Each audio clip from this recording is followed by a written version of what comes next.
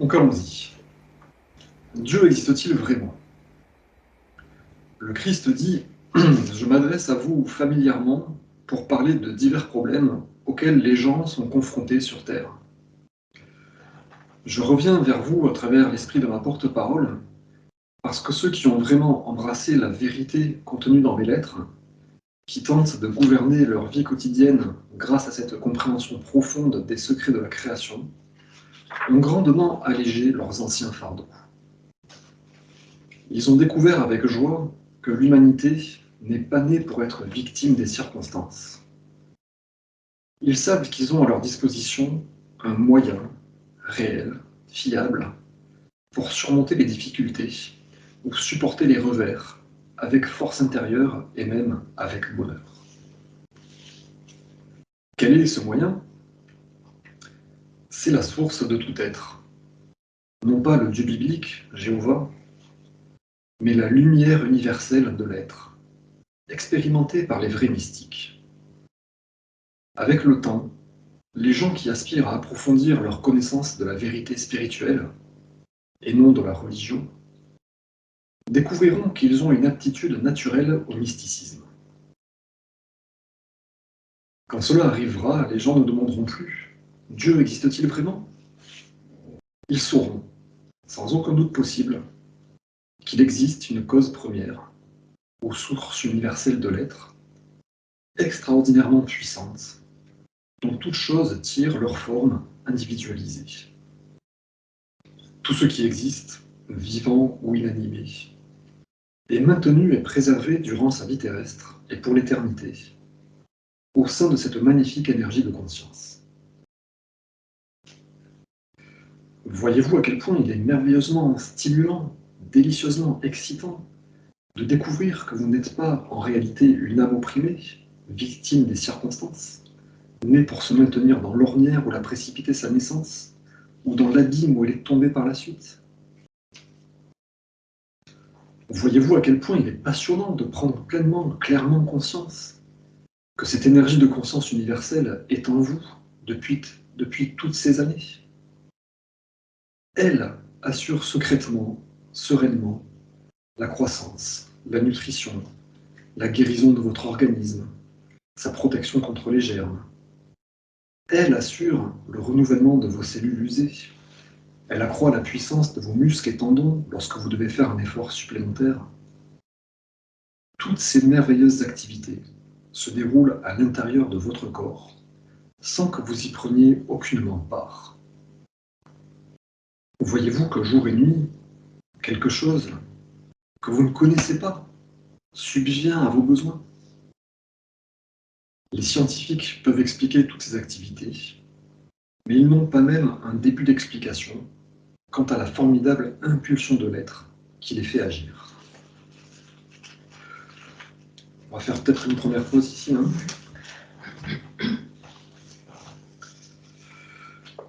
Moi, ce qui me frappe dans ce passage, entre autres, c'est il y a quelque chose que vous ne connaissez pas qui subvient à tous vos besoins. Ça paraît extrêmement plein d'humour.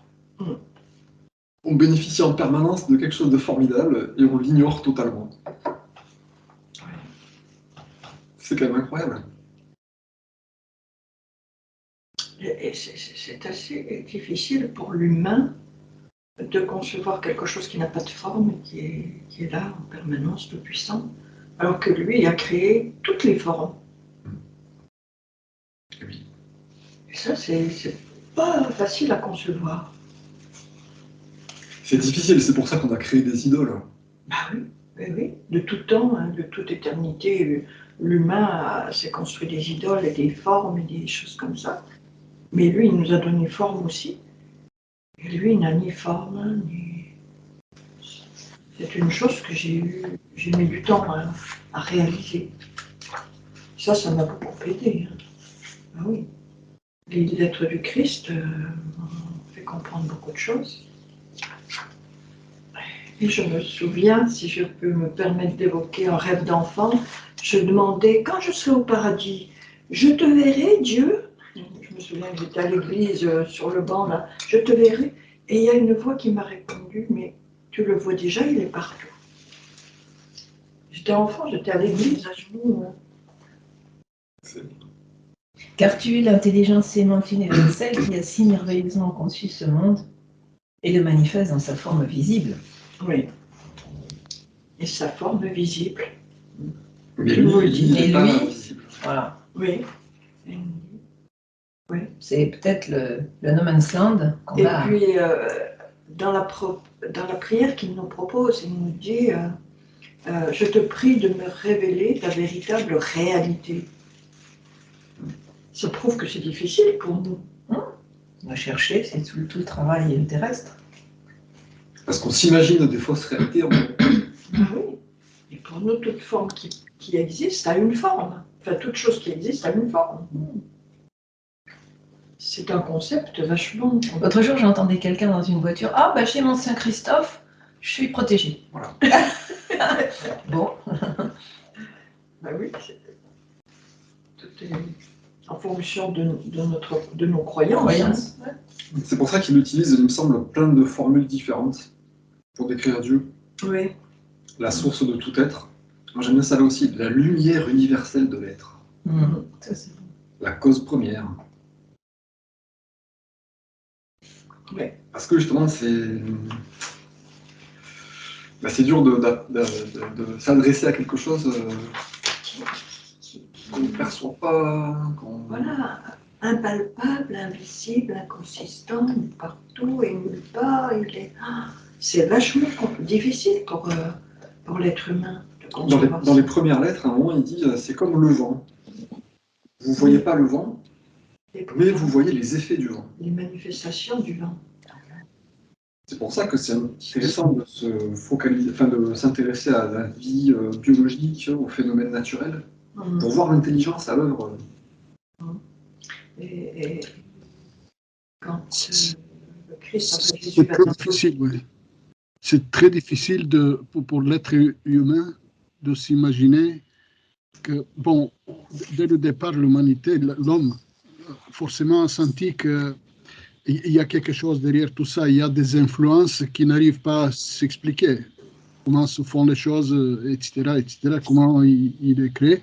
Mais surtout, il est difficile d'imaginer, je crois, que quelque chose peut être actif dans ce monde et faire, etc., sans qu'il y ait une forme concrète.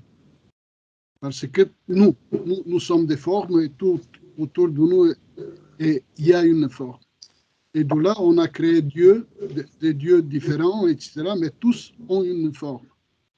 Même Dieu des chrétiens, il ressemble à un homme, même s'il est loin, même, etc., etc.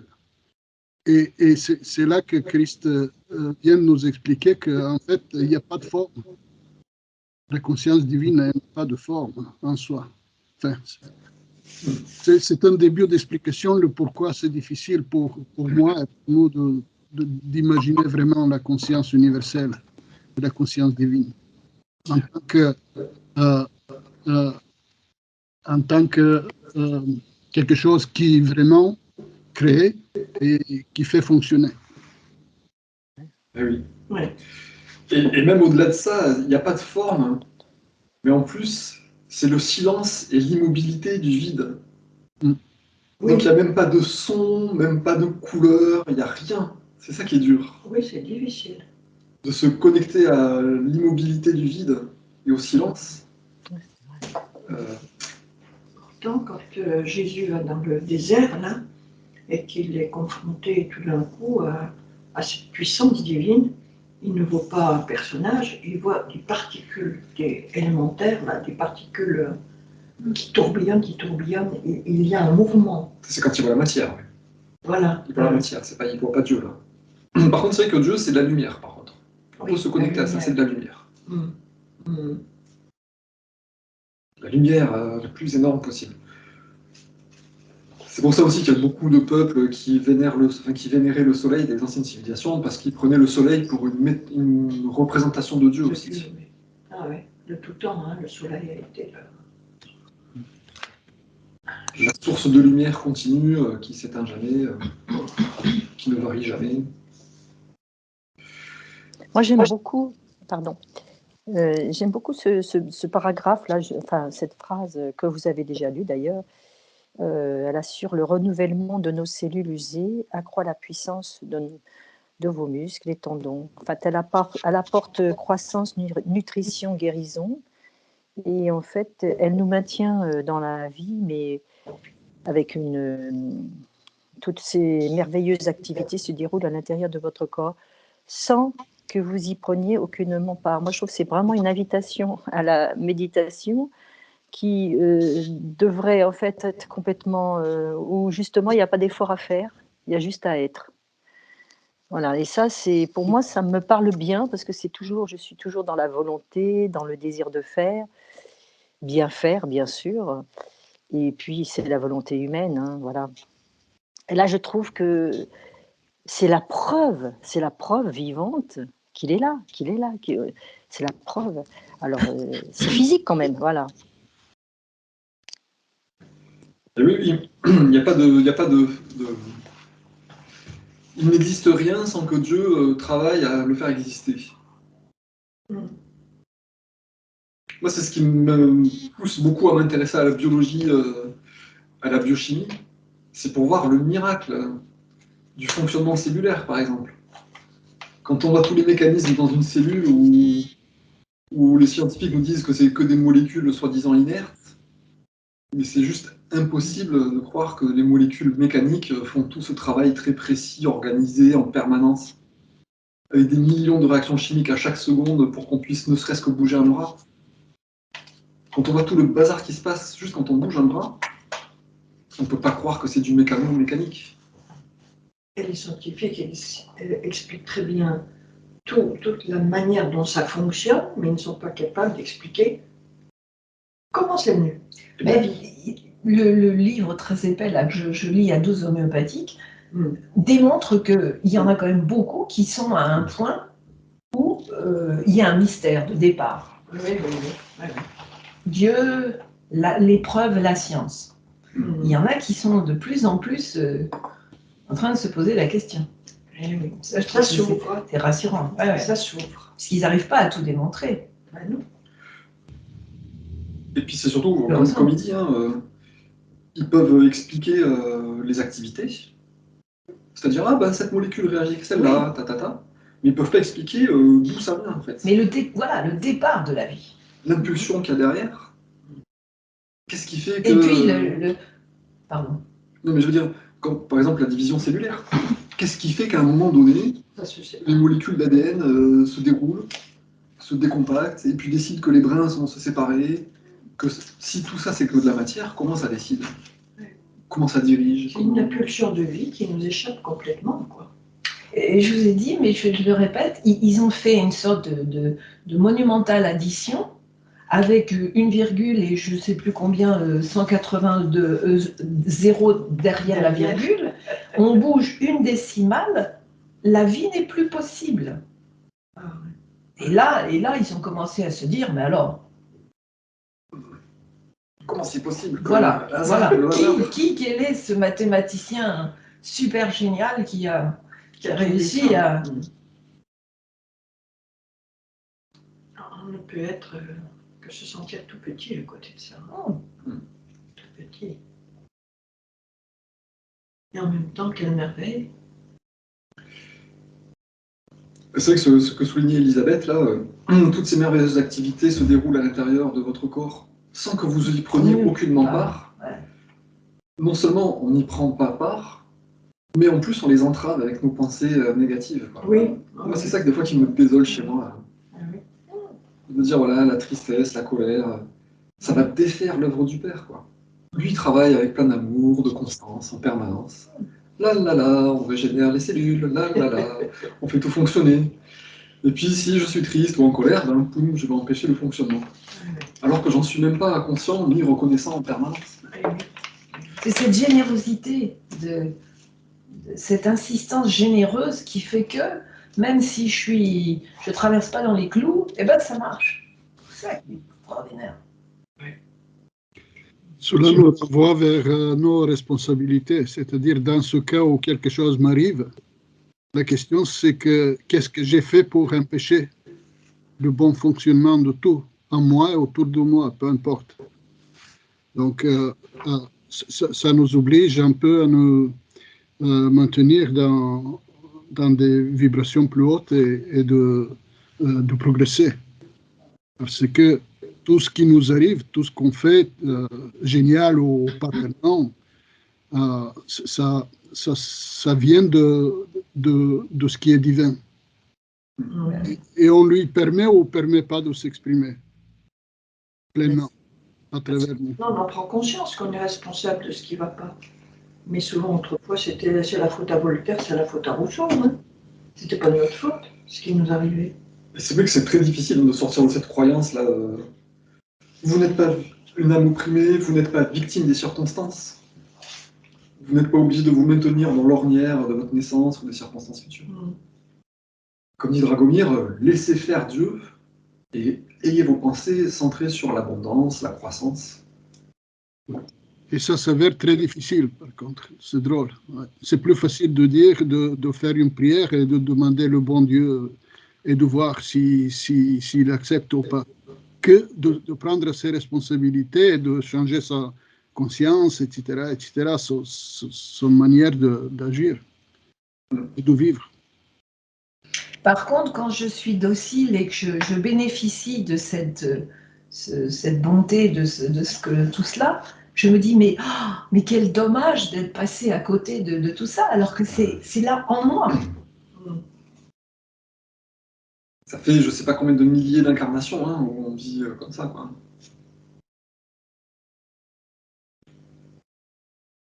Il y a ce truc-là, voilà, pour un peu se consoler du fait que ça soit très difficile et qu'on n'y arrive pas.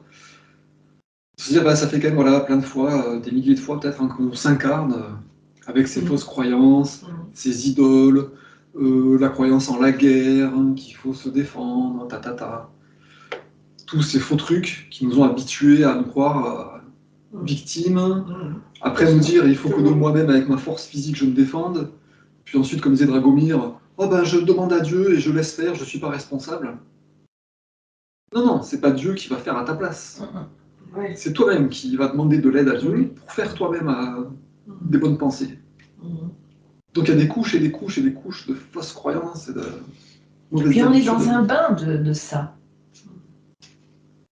Et même l'idée que ce qui n'est pas bon, ce qui est souffrance, etc., c'est naturel, on l'apprend à très jeune âge.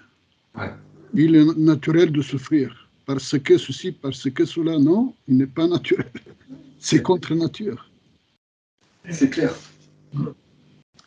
Mais en fait, le travail que l'on a peut-être à faire, c'est de faire gagner le conscient au profit de l'inconscient qui pilote en fait.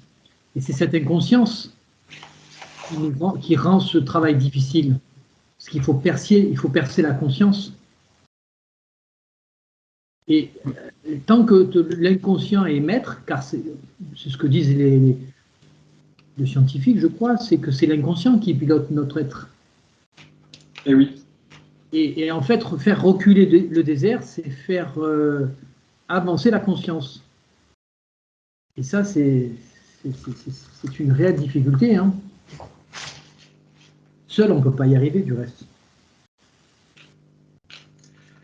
C'est vrai. C'est très vrai ce que tu dis, Philippe. Il y a un passage aussi où il parle de la force de volonté. C'est quoi ? Il parle de la force de volonté à un passage, et justement il dit qu'on peut tirer la force de volonté de la source, de l'être.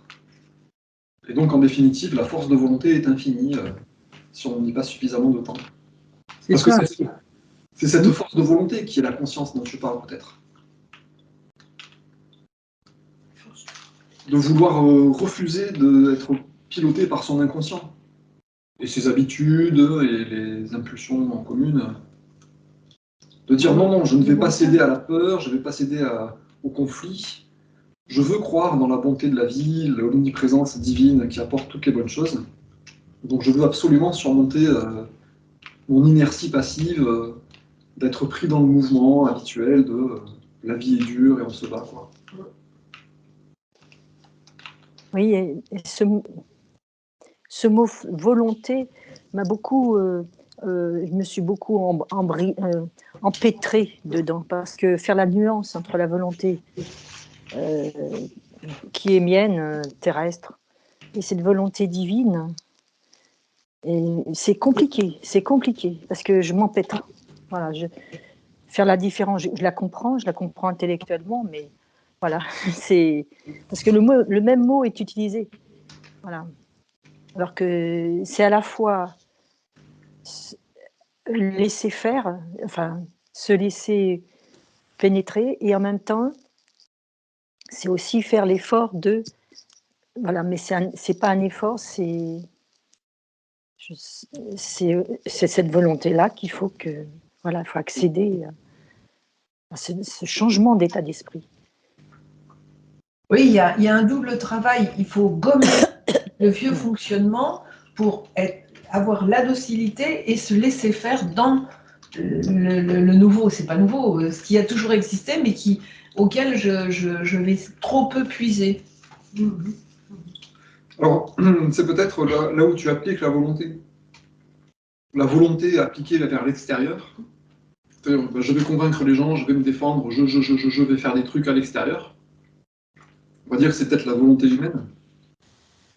Mais la volonté appliquée à soi, je vais me discipliner, je vais contrôler mes pensées, je vais méditer, je vais prier, je vais avoir la volonté d'y croire et de surmonter ma faiblesse. Juste pour le reformuler, hein, c'est pas forcément être passif, mais il y a des gens qui sont pleins de volonté, ceux justement qui veulent, qui réussissent dans la vie, qui réussissent leur carrière, qui arrivent à imposer leur volonté à l'extérieur. Ils ont beaucoup développé leur force de volonté, mais ils l'appliquent mal. Ils l'appliquent à l'extérieur, quelque part. C'est ça. Donc, pour bien l'appliquer, il faudrait l'appliquer à soi, se dire je vais prier Dieu, lui demander le meilleur, et je vais tout laisser faire à l'extérieur. Je ne m'occupe de plus rien à l'extérieur. Mais je me l'applique à moi, ma volonté. Je me discipline. Oui, c'est ça. La volonté, la force de volonté, elle existe. Elle est éternelle. Mais en outre, ça peut se faire, peut exister en tant que soutien des impulsions égoïques ou soutien des impulsions de l'âme avec la volonté. Et ça change tout. Mais oui, oui. Mais c'est vrai que ce dont parlait Elisabeth, là, cette espèce de confusion qu'on a entre ces deux volontés, c'est un point important. Bien différencier les deux. En fait, la volonté, c'est un outil, et elle est mise au service de quoi? D'où elle prend son origine et pour quel but? L'origine, si c'est l'ego, eh bien, le résultat, ça sera un monde égoïque. Si c'est à partir de l'âme, vous laissez l'âme s'exprimer, l'ego, la force de volonté sera au service du bien, quoi. Ben ouais. Moi, je dirais que si l'idée c'est de faire confiance à cette conscience universelle qui nous procure tout ce dont on a besoin, bah c'est déjà une attitude un petit peu passive de notre part d'avoir cette confiance. Passif par rapport à notre ego. Parce que passif par rapport à l'impulsion de l'ego de tout nous procurer. Par nous. Exact. Pulsion oui, être activement humble. Oui, c'est ça. Moi, j'aime pas trop ce mot de passif. Passif, oui. Parce c'est vrai qu'il y a un gros courant New Age où on nous dit acceptez tout est beau, donc laissez-vous entraîner comme une algue dans le courant. Non. Non. Je sais bien que toi, Martiella, c'est pas du tout la façon dont tu l'entends. Hein. mais je suis d'accord avec toi, il faut tellement faire attention à ce moment. C'est très, très important parce que c'est dangereux. Et puis, parce que voilà, il faut être activement, comment dire, il faut activement résister à nos inerties karmiques, aux impulsions sociales de vous êtes victime et défendez-vous. Donc il faut activement être dans la volonté de Dieu, quoi. Être dans la conscience permanente de ça. Et ça, c'est dur. Arwen nous disait ça, hein. Toujours le mental et la lumière. D'où le côté mental et la actif, quoi. lumière. Ouais. Le côté actif et volontaire. Oui, mais alors une petite chose, parce que justement, moi, le week-end dernier, j'étais avec un groupe qu'on se réunit 2 fois par an, et donc, avec ce que j'ai apporté, il y avait ce thème d'actif passif. Et donc, après, il y a eu une réaction comme, oui, alors que c'est des gens qui étudient la spiritualité, vont très profondément, mais après, finalement, il y a cette colère. Je sais on a tous des tempéraments différents. Mais il y avait beaucoup cette colère contre tout ce qui se passe, que moi, je suis d'accord, je ne justifie pas ce qu'ils font, les gouvernements. Mais si toi, tu étais là avec cette colère, il ne faut pas croire aux mensonges, il faut pas. Mais moi, je ne crois pas aux mensonges, mais je prends un retrait. Je ne sais pas ce que vous en pensez, si c'est une réaction, ça dépend comment on est chacun de nous. Pour moi, être actif, ce n'est pas d'être là dans la colère, dire mais c'est injuste ce qu'ils font. Moi c'est une réaction par laquelle je suis passé, mais là, je suis à l'étape d'après où Oui, voilà. justement, je ne veux pas vibrer la colère et tout, mais quand tu prends conscience du mensonge dans lequel tu as baigné, que tu as cru, parce qu'au début, tu crois toute la norme familiale, sociétale, l'éducation nationale, tout ce que tu veux, hein. Et tu gobes en fonction de ton lieu d'incarnation, tu t'éponges tout quand tu es. Et après, comme ils disent, tu fais le ménage, quoi. Comment on dit? Tu décroches tous les trucs, tous les conditionnements et tout. Mais franchement, moi, je suis passé par la colère, hein. Et j'ai eu du mal à m'en dépêtrer, hein. Oui, tu vois, c'est des tempéraments. Mais on est là. Il le dit, le Christ, hein, quand les gens prendront conscience des infamies ou des abominations qu'il y a à la télé et compagnie, ils tomberont dans une colère noire contre leur. Il le dit, hein. Je pense que c'est aussi. Mais quand tu es avec des gens comme ça, tu peux que essayer de les apaiser. Enfin, je sais pas. Non, mais si on essaie de le voir un petit peu au niveau du vocabulaire des lettres, hein, c'est normal d'être en colère parce que c'est l'ego qui se sent attaqué. On m'a menti, on m'a trompé, on a abusé de moi. C'est ça. Il faut tout de suite avoir la conscience de l'âme qui dit « je suis en permanence protégé, mes besoins sont satisfaits ». Donc ok, mon ego est en colère, mais je le rassure avec cette présence divine qui est partout, quoi. C'est ça. Merci d'avoir reconnu le mensonge, la manipulation. Ouais. Merci. Ouais, voilà. Oui. Et que ça change tout. Et ma vision change, mes actions changent, etc., etc. Je comprends. Et puis la colère nourrit l'égrégore. Oui. Le Christ, il dit le maelstrom, et tu peux y perdre beaucoup de plumes si tu rentres là-dedans. Il ne faut surtout pas rentrer là-dedans.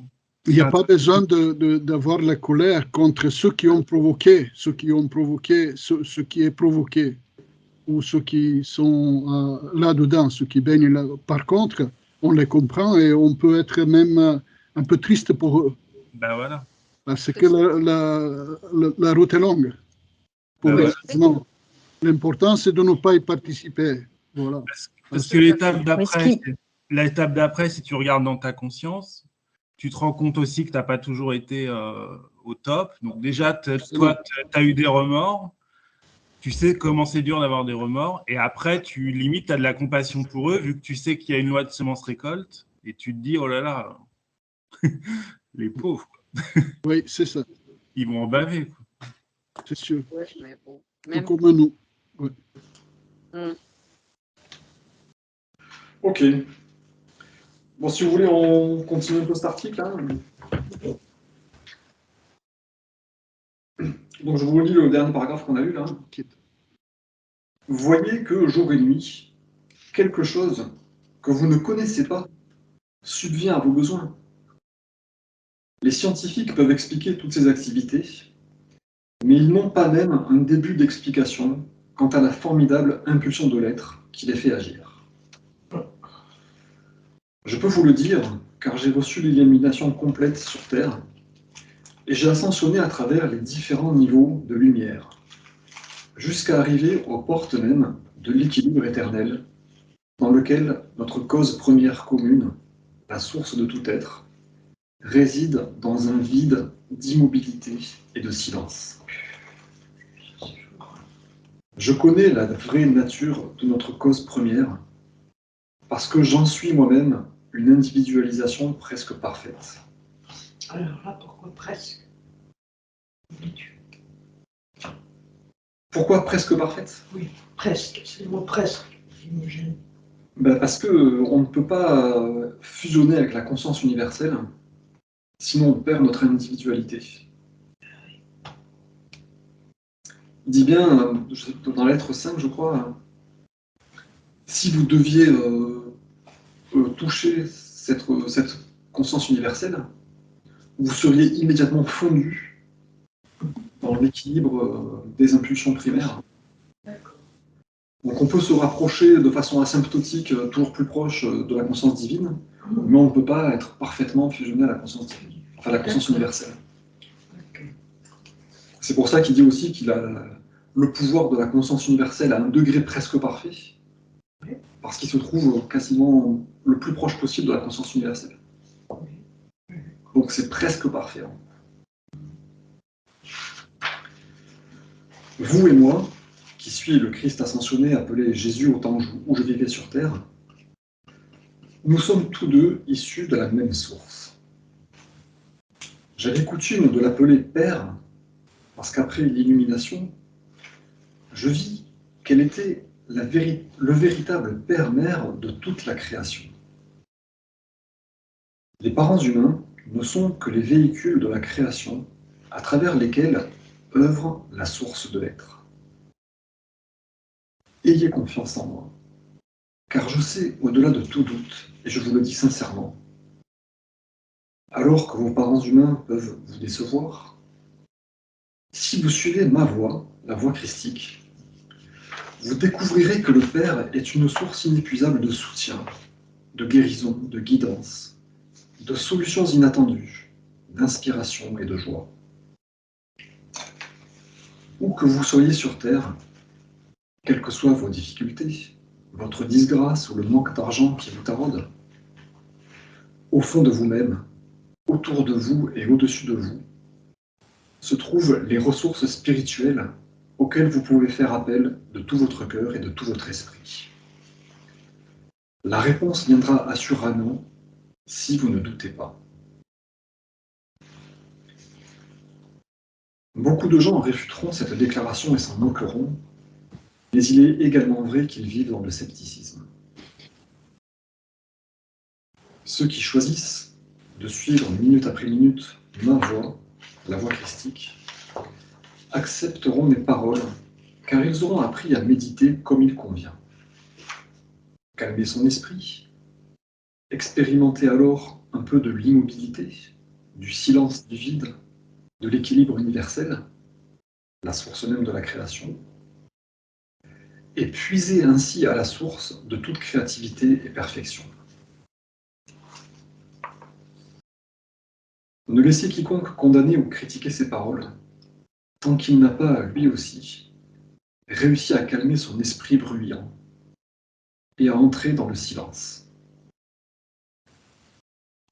Après une telle expérience, aucun esprit humain ne peut résister à l'appel du divin, l'invitant à chercher ceux qui lui a donné vie et qui l'a élevé jusqu'à l'âge adulte. Lisez la lettre 1 pour découvrir ce que j'ai appris lors de mon illumination dans le désert en Palestine. Une fois que vous aurez parfaitement assimilé l'entière vérité au sujet de l'existence, vous tenterez quotidiennement de mettre en pratique cette connaissance, comme je l'ai fait. Vous aussi, vous découvrirez que des miracles se produisent. Et ce, d'autant plus vite, plus profondément et parfaitement, que vous aurez assimilé et pratiqué les vérités éternelles. Pour appréhender parfaitement votre source et la véritable relation qui vous unit, vous et elle, lisez les lettres 5 et 6. Lisez-les à maintes reprises, afin de ne plus jamais croire que votre monde est composé de matière solide, afin de reconnaître immédiatement Ce monde est uniquement composé de conscience éternelle et des magnifiques impulsions qui constituent la nature de tout être.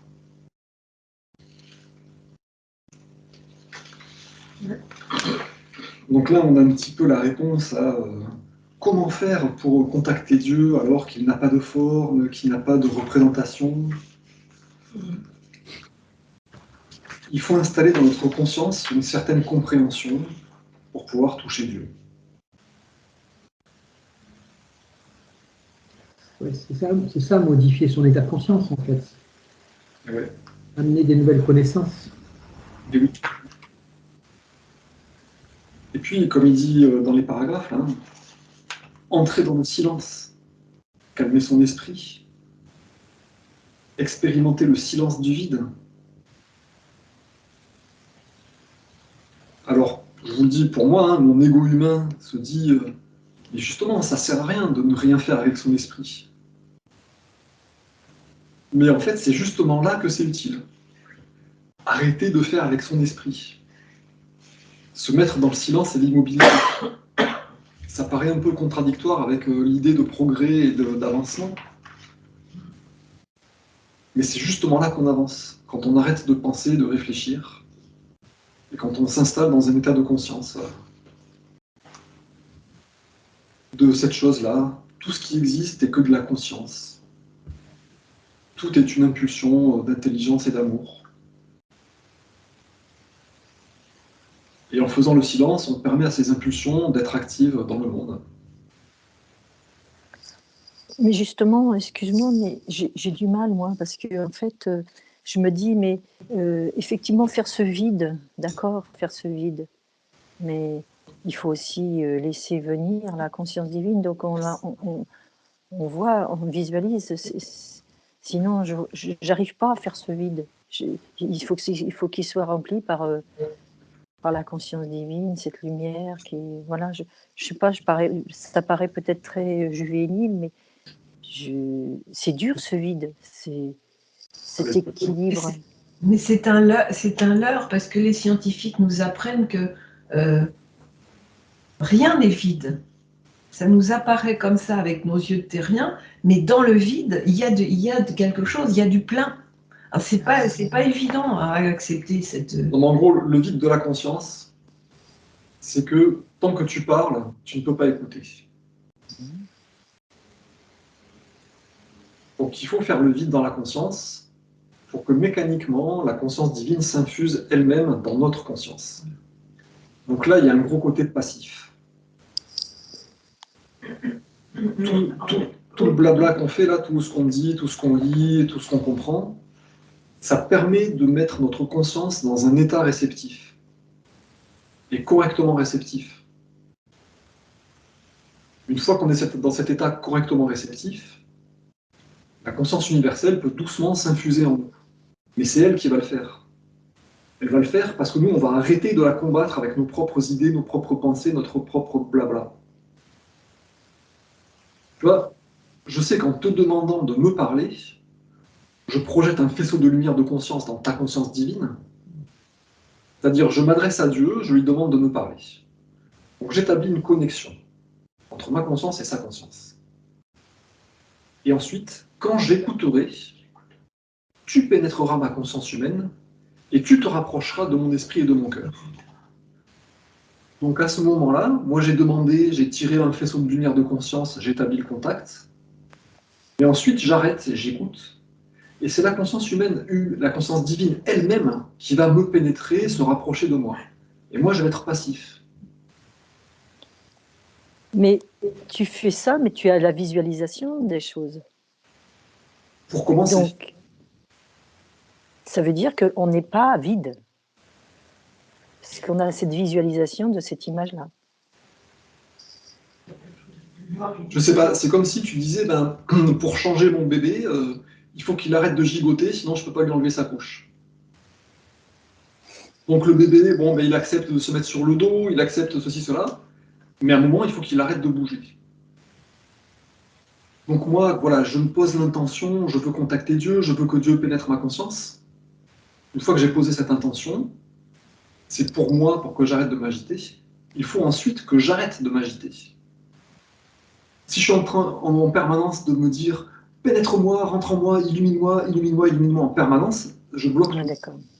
Ouais. Il faut que je me mette Ouvrir les portes. il faut que je me mette dans un état de réception et qu'ensuite j'arrête et que je réceptionne vraiment. C'est comment? C'est le noir qui dit il faut renoncer à ne plus vouloir penser. Parce que les pensées, elles viennent toutes seules, mais il faut renoncer, simplement observer ce qui se passe, les passages. Mais il faut renoncer. Mais je trouve que c'est important de comprendre ce mécanisme énergétique en gros. C'est pas avec notre force et notre activité qu'on va aller vers l'illumination. C'est en arrêtant de nous agiter. Je dirais qu'il est là l'acte de volonté, en fait. Hein. Ça veut dire, Elisabeth, et ça serait pas, ça serait pas juste. Hein, bon, on fait le vide, bah, c'est peut-être ça quand on en fera un avec le tout, mais après la mort, je sais pas. Mais là, il y a l'acte de volonté sur Terre. Et je trouve que c'est très important quand il dit, ben, si vous ne doutez pas, c'est justement cette confiance. Et pour être dans le silence, dans l'immobilité, je crois que l'acte de volonté, c'est cette confiance et c'est arrêter de vouloir contrôler. Parce qu'il dit, bon, ben, ils vivent dans le scepticisme. Et je crois que c'est ça le problème. On contrôle, on se méfie de tout. Bon, voilà, je ne vais pas croire à tous les mensonges, mais après, je m'abandonne à cette, oui, à cette conscience universelle qu'on sait que, voilà, qui est vraie. Mais c'est bon, c'est ça, et là, c'est pas facile hein, de ne pas douter. Mais je crois que c'est ça l'acte de volonté, de vraiment faire confiance. Et c'est peut-être aussi renoncer à la volonté de faire. Quand on digère, on n'est pas en train de dire je veux digérer comme ci, comme ça, je vais libérer les enzymes. On laisse faire.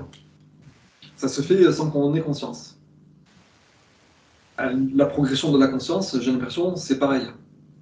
Il faut arrêter de mettre les doigts dedans et vouloir rajouter ceci, cela, faire ceci, cela. Ta volonté est que je sois totalement illuminé. Donc il faut que je te laisse faire.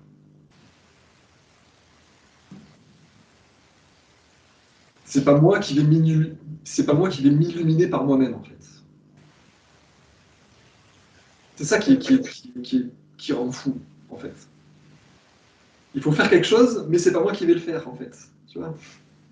Il faut que je me mette dans un état où ça va se faire tout seul. Et c'est beaucoup moins fatigant.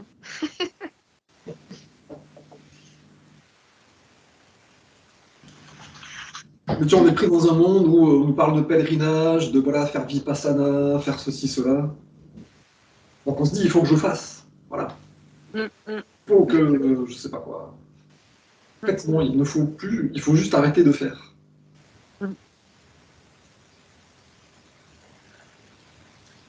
C'est-à-dire que c'est, pour moi, il y a deux notions de niveau de faire. Il y a le faire dans l'être et le faire dans le faire dans la matière.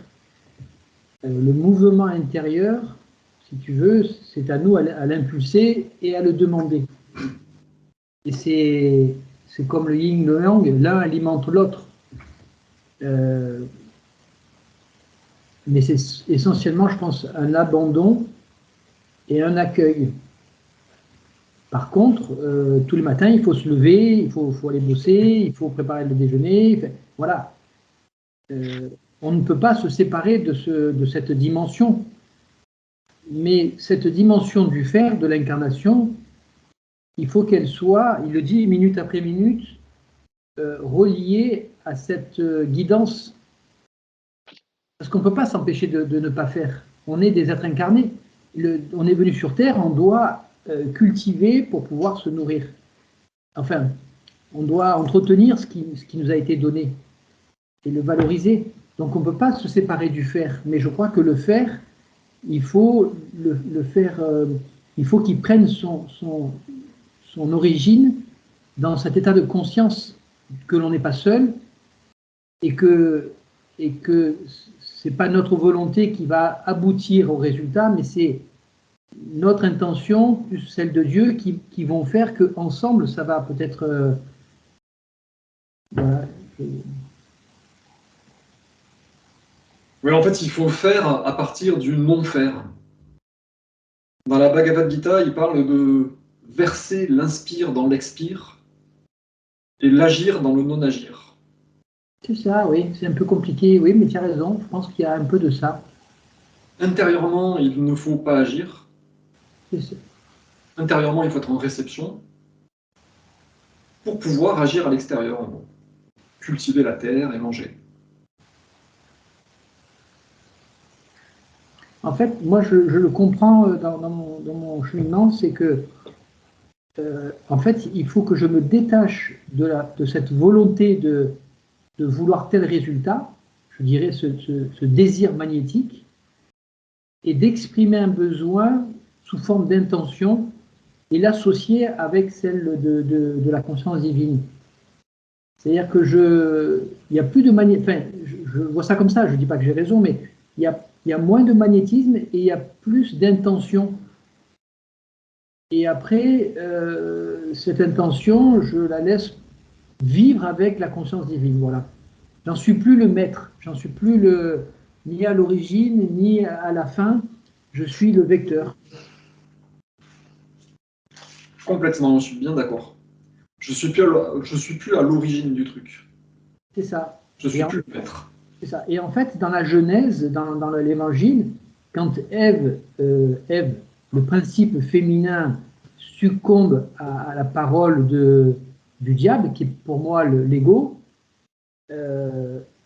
c'est qu'elle est à l'origine, au lieu de se retourner vers l'intérieur en disant « Qu'est-ce que tu veux pour moi, Seigneur ?» ou conscience divine, elle prend ce pouvoir et elle est dans la volonté d'être à l'origine d'elle-même.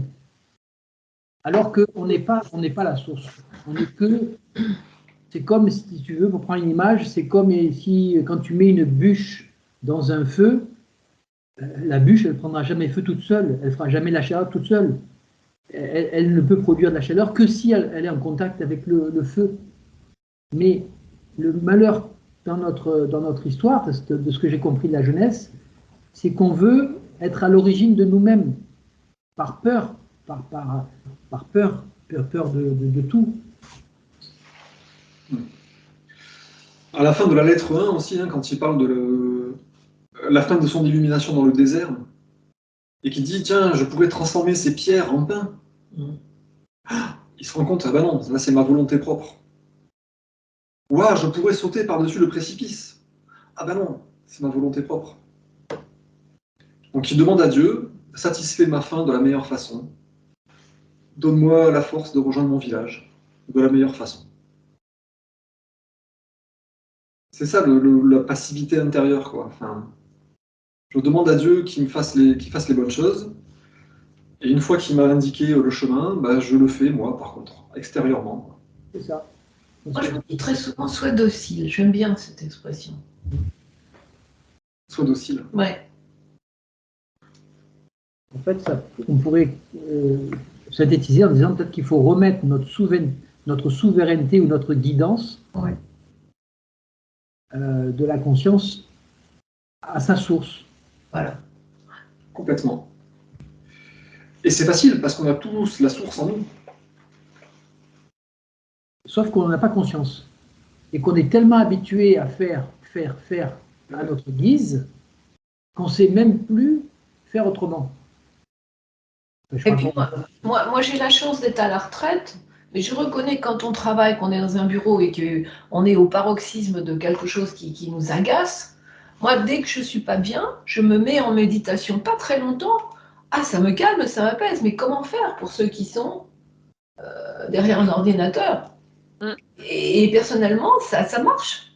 Pas très longtemps, et des petits temps comme ça, et c'est fabuleux, hein.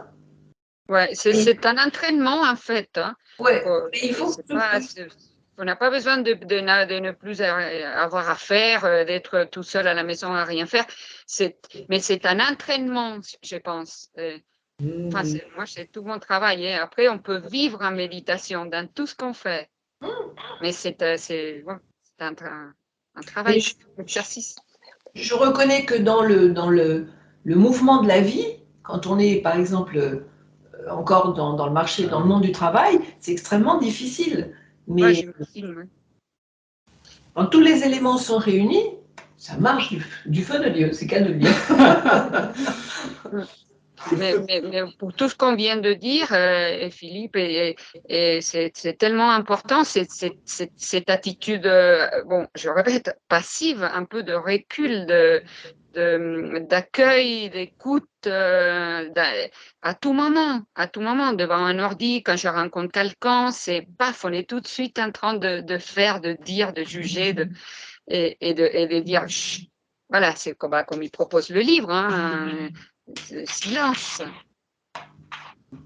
Qu'est-ce qui ne veut pas dire d'être tout seul à la maison en silence à regarder les oiseaux? C'est un silence qu'on crée à tout moment. Mais voilà, je ne dis pas que c'est facile. Mais je crois que c'est un exercice qui vaut le coup. En fait, cette passivité, est-ce que ça ne serait pas le fait de prendre conscience qu'on n'est pas la source de nous-mêmes? Ouais. Oui, c'est ça. Hein. Oui. Oui, parce que dès qu'on est en silence, là, il y a l'autre, il y a cette autre chose qui est là. Mais quand tu dis que tu n'es pas la source de toi-même, tu te décroches de la source. Tu es une extension de la source, tu es une goutte de l'océan. Oui. Faut pas te couper, en fait. Faut... Non, mais se dire je ne suis pas la source de moi-même, c'est quand il dit, voilà. Ah oui, c'est pas l'ego, oui, il faut abandonner l'ego, oui, bien sûr. Voilà, c'est je l'ego, ne suis pas la source de mon être. Ouais. C'est à travers moi, c'est un peu, ça me traverse. Mon âme est la source. C'est un peu la phrase quand il dit est-ce que vous voyez que jour et nuit, quelque chose que vous ne connaissez pas subvient à vos besoins? C'est s'en remettre à cette chose qu'on ne connaît pas, en fait. Se dire, ben oui, en moi, il y a plein de choses qui se passent, et il y a quelque chose qui fait que ces choses se passent. Et c'est pas moi. C'est faire confiance. Voilà, c'est ça.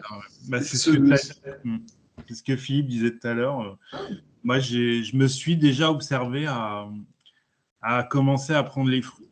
Quand je commençais à avoir des grâces et tout, à me dire, l'ego, il revient vite, où tu te dis, je suis bien et tout, je me démerde bien. Mais non, en fait, c'est pas toi. Tout ce qui t'arrive, c'est grâce au Père. Jésus, il devait être hyper modeste, en fait. Tout le monde devait venir le voir, mais vous êtes un héros, vous guérissez tout le monde et tout.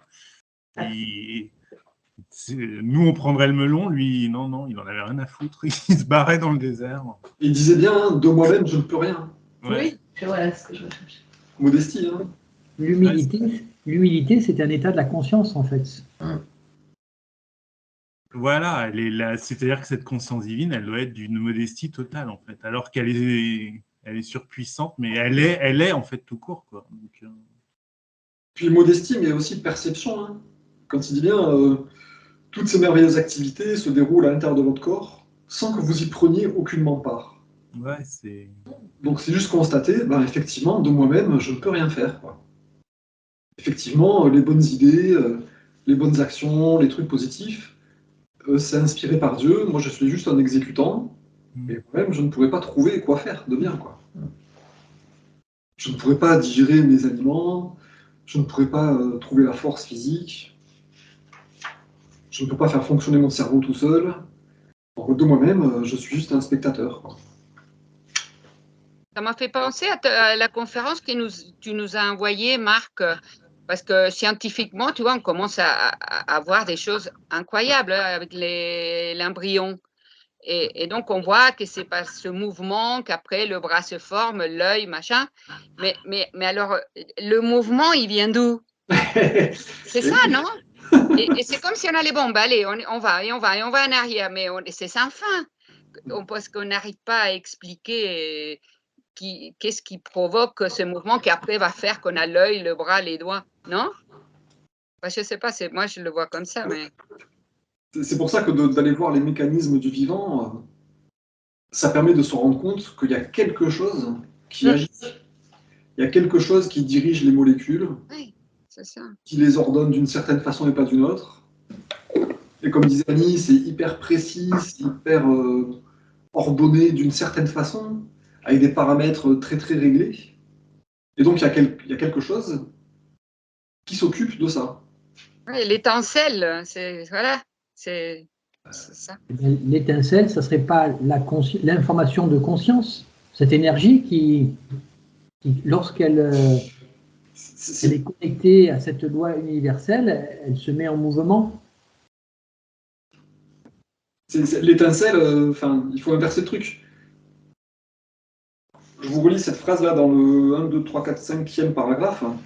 Tout ce qui existe, vivant ou inanimé, est maintenu et préservé durant sa vie terrestre et pour l'éternité, au sein de cette magnifique énergie de conscience. Oui. C'est-à-dire, il y a un immense feu divin, et les petites choses, le petit univers et les petites planètes se manifestent au sein de cet immense feu divin, quoi. Et nous, voilà, on voit les effets. Ah, les fruits poussent. Ah, mon corps se répare quand je le blesse.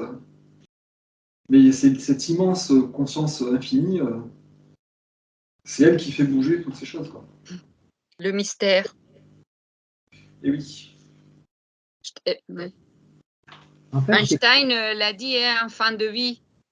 Et alors qu'il a passé toute sa vie à essayer de comprendre la moindre chose scientifiquement, hein.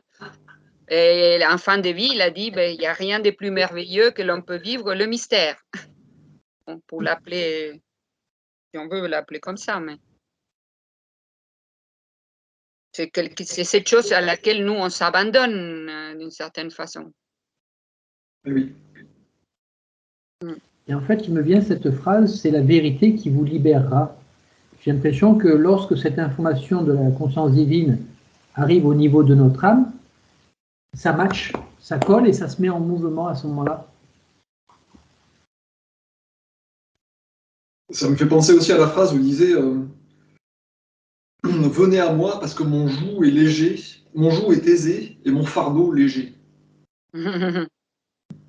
Quand on a compris la vérité de l'existence et qu'on la met en pratique, en fait, c'est beaucoup plus facile que de se dire je suis tout seul, il faut que je respecte les lois, il faut que je me donne du mal, quoi.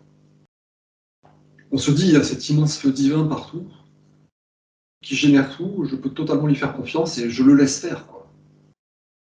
Et oui, et dans cette configuration, on voit bien qu'il n'y a plus besoin de l'ego, un ego surdimensionné.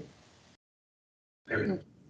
Mais je crois que le danger, c'est pour revenir à quand je vous ai joint tout à l'heure, voilà, c'est cette légèreté de ne pas la confondre. Parce que moi, j'ai dit, tu vois, j'étais entourée de tous ces gens qui, bon, comme moi, je suis prof de yoga, et alors, tu vois, ils pensent toujours que moi, je suis dans cet abandon, oh, tout va bien, peace and love. Et tu vois, c'est ça qui est délicat, moi, personnellement, dans ma vie, de comment dire que moi, je ne suis pas du tout dans l'idée des New Age et tout ça, mais tu vois, c'est quand même une certaine légèreté. Mais voilà, il faut faire attention de ne pas confondre ces deux états. Oui, c'est difficile de bien faire la différence. Ouais. Parce que moi ces gens-là, le week-end dernier, moi je laisse, je dis, bon, ben alors dites-moi. Et donc après, il y a un peu cette colère, oui, mais les mensonges. Moi, je dis, mais non, tu moi peux je suis leur bien dire consciente de honnêtement, tout ça. Tu peux leur dire, non? Non, mais moi, je ne dis rien, mais après, il y a ce jugement de ah oui, elle est dans cette cette fausse spiritualité. Eh bien non, moi, je ne pense pas, mais bon. Bon, en tout cas, voilà cet article-là, Dieu existe-t-il vraiment? Je pense qu'il nous pose la question à nous-mêmes. Est-ce que je crois vraiment que Dieu existe, moi? Est-ce que j'en ai vraiment conscience? Est-ce que ça apporte des fruits dans ma vie? Est-ce que je crois vraiment que Dieu existe? Et donc, est-ce que je peux m'en remettre à lui en permanence? Est-ce que je peux me sentir complètement détendu et confortable et joyeux en sachant que la source de l'être va satisfaire tous mes besoins en permanence sans que j'ai besoin de m'agiter? Ouais. Bah, sachant que c'est nous qui l'exprimons, que c'est pas quelque chose, un Dieu à l'extérieur, voilà. Ah oui, oui. Mais disons, voilà, Dieu existe-t-il vraiment? C'est une question à se poser à soi, quoi. Est-ce que j'y crois vraiment? Est-ce que je le mets en pratique vraiment?